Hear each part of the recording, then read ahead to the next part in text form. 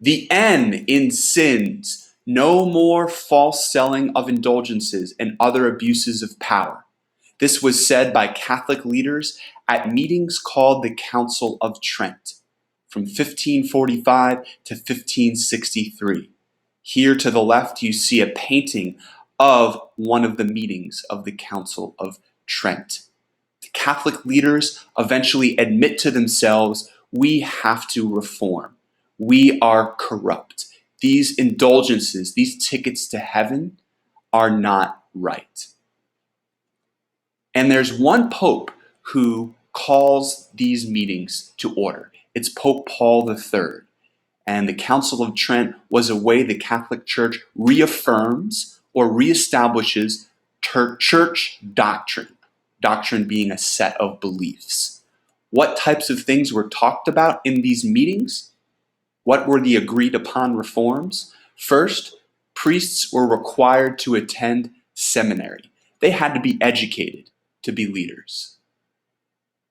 Bishops must regularly visit their dioceses. Diocese is an area of land that the Catholic Church would oversee. Believe it or not, some bishops before this meeting did not visit the place they were supposed to oversee, showing their corruptness.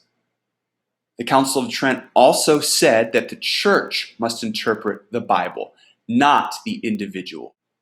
The Council of Trent also set up the Society of Jesus. This was a Catholic missionary group that we'll talk about a little bit later, but it was important to spread the Catholic faith around the world.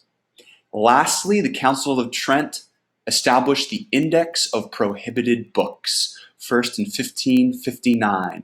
They listed books and works by Protestants that had to be burned. They also said all Bibles must be in Latin.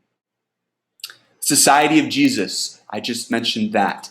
They were also called the Jesuits, and they were basically a spiritual army.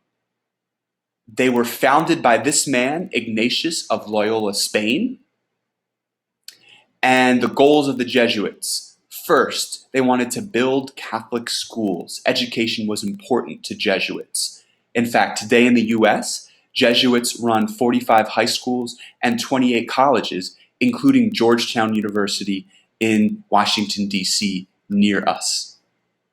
The second goal of Jesuits was to convert non-Christians to Catholicism by traveling around the world on mission trips. And the third goal of Jesuits was to stop the spread of Protestantism. How did Reform and the Reformation change cultural values and traditions? Well, at first, the Reformation was divisive. It divided the countries of Europe on religious principles, leading to religious intolerance. This is a period when there are a lot of conflict and many wars. Eventually, after the conflicts, after the dust settled, there was growth in Europe. Individualism set in. People were starting to form their own ideas about religion. And the focus was more on the individual belief. Secularism. People started to realize they could educate themselves not just on church matters, but on different kinds of matters. Science, history. Also tolerance.